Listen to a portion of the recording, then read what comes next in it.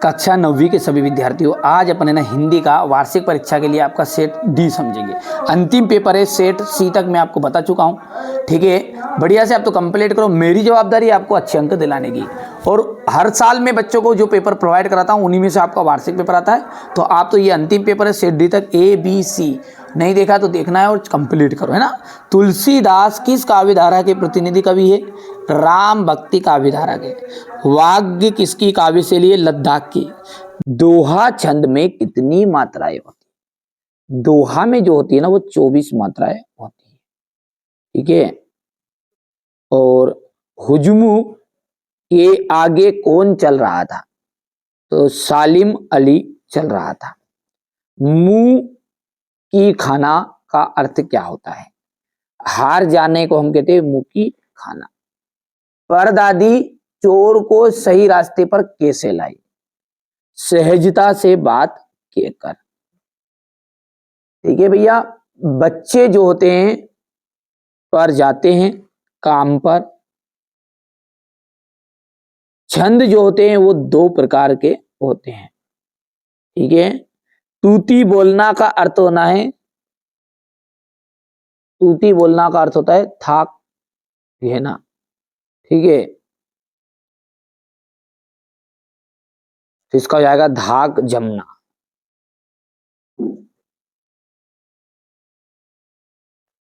मेरे नाना पक्के डेडेस माने जाते हैं साहब।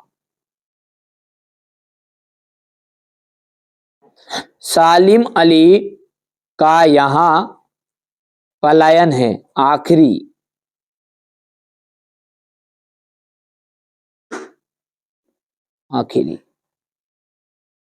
और हिंदी का प्रथम उपन्यास जो है वो परीक्षा गुरु को माना गया है।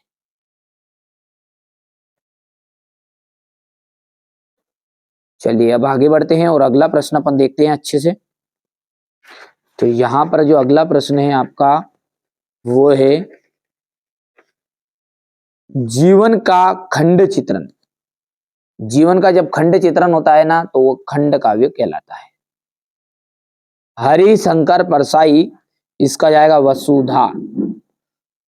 आकाश का जाएगा नभ गगन। जनसंपर्क विभाग, बाढ़ की सूचना। ठीक है, गोदान उपन्यास के रचिता प्रेमचंद।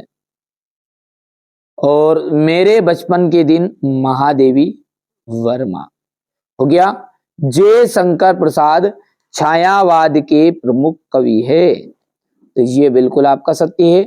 जहां नायक और नायिका के विरह का वर्णन हो वहां संयोग श्रृंगार रस रहता है, तो वहां पर वियोग रहता है, ये आपका असत्य हो जाएगा।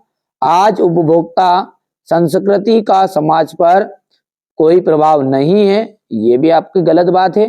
प्रत्यय शब्द के पहले जुड़ते हैं, तो ये बात भी आपकी गलत है, प्रत्यय बाद में जुड़ते हैं। और शंकर लड़कियों के छात्रावास में ताक झाक करता था, बिल्कुल राइट बात है, जूता भी खाता था। ठीक है, किसी घटना का आंखों देखा सरस वर्णन ही रिपोर्टाज कहलाता है। हो गया इतना। अब है एक वाक्य में उत्तर। बच्चे काम पर जा रहे हैं, इसके कवि का क्या नाम है? राजेश जोशी। क्या नाम है? राजेश जोशी। दोहा छंद में कितनी मात्राएं होती है? तो 24 मात्राएं होती है। सालिम अली की पत्नी का क्या नाम था? तहमीम। तहमीम। रचना के आधार पर वाक्य जो होते हैं वो 3 प्रकार के होते हैं। रीढ़ की हड्डी एकांकी किस समस्या पर आधारित है? विवाह संपन्न।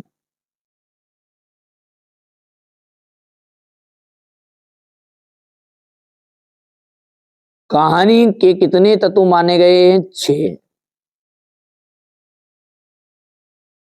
अब यहां से आप देखिएगा, अब देखो क्वेश्चन नंबर 6 से मैं आपको पूरा सॉल्यूशन एक साथ दूंगा, पहले आप इसको यहां से देख सकते हैं। ठीक है, पहले आप प्रश्नों को अच्छे से देख लीजिएगा, है ना। ये क्वेश्चन नंबर 8 है आपका। यहां पर अपन बात करें क्वेश्चन नंबर 9 है, भयानक रस की परिभाषा बतानी है, उत्प्रेक्षा अलंकार, हास्यरस कवि और उपन्यास में दो अंतर, श्यामचरण दुबे की भाषा शैली की विशेषताएं बतानी है, हरिशंकर परसाई की दो रचनाएं बतानी है। यहाँ से आप देख सकते हैं ये क्वेश्चन नंबर 14 हो गया है, हो गया इतना।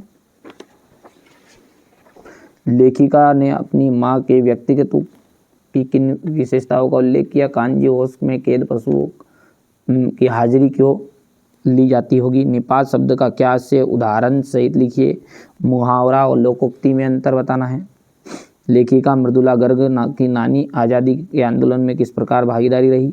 यहाँ से आपको मानुष्य हो तो वही रस खाने बसो ब्रज गोकुल के गाँव की ग्वारन, जो पशु हो तो कहाँ बस मेरो, जो पशु हो तो कहाँ बस मेरो, चरो नींद नंद की धेनु मजारन, ए पाहन हो तो गिही गिरी को जो, कियो हरि छत्र पुरंदन धारन, जो खगे हो तो बसेरो करो मिली, कालंदी कुल की कदम्ब की डारन। ये क्वेश्चन नंबर 18 रहेगा। इस तरह का पूरा सोल्यूशन दे रहा हूँ मैं अभी है ना। ये क्वेश्चन नंबर 19 रहेगा आपका। ये क्वेश्चन नंबर 19 का अथवा है। यहाँ पर क्वेश्चन नंबर 20 है। ये क्वेश्चन नंबर 21 का अथवा, ये 22 और ये 23। तो ये तो हो गया प्रश्न पूरे, है ना। चलिए अब अपन है ना इनके सारे क्वेश्चनों का सॉल्यूशन हम अच्छे से समझ लेते हैं ना। यहाँ पर क्वेश्चन नंबर 18 पे फिर से जरूरत पड़ेगी, इसलिए यहाँ पर मैं खोल के पहले से रख देता हूँ, है ना। अभी यहाँ से देख सकते हैं आप क्वेश्चन नंबर 6 को बढ़िया से है ना पूरा सॉल्यूशन आपको प्रोवाइड करा रहा हूँ मैं। छायावादी काव्य की 4 विशेषताएं बतानी है, 2 प्रगतिवाद के कवि और उनकी एक रचनाएं बताइएगा।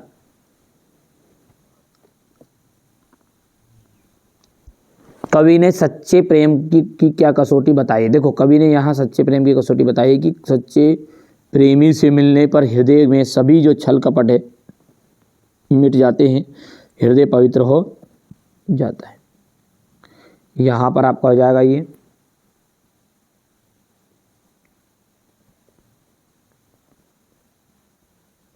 इस शासन की तुलना तम के प्रभाव से की गई है और क्यों। बादलों को आने पर प्रकृति में जिन गतिशील क्रियाओं में कवि ने हो गया इतना, उनका अंकन कीजिए। तो बच्चे ने का काम बड़ा काम पर जाना धरती के लिए एक बड़े हादसे के समान क्यों है, कवि ने ऐसा क्यों कहा है।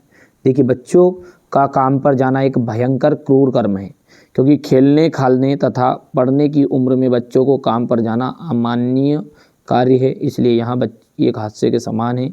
इसमें बचपन तो मर जाता है, इसलिए बच्चों को अगर काम पर जाना एक हादसा नहीं तो फिर और क्या हादसा होगा।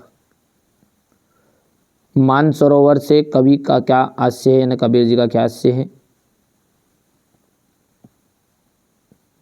प्रबंध काव्य की परिभाषा उदाहरण तथा भेद सहित बताना है, उसके प्रकार मतलब। तो ये हो गया प्रबंध काव्य। यहाँ पर भयानक रस की परिभाषा लिखते हुए एक उदाहरण देना है, तो ये भयानक रस हो जाएगा आपका। ये यहाँ से उदाहरण हो गया। उत्प्रेक्षा अलंकार की परिभाषा उदाहरण सहित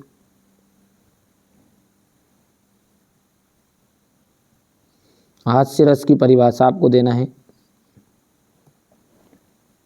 हो गया। कहानी और उपन्यास में अंतर,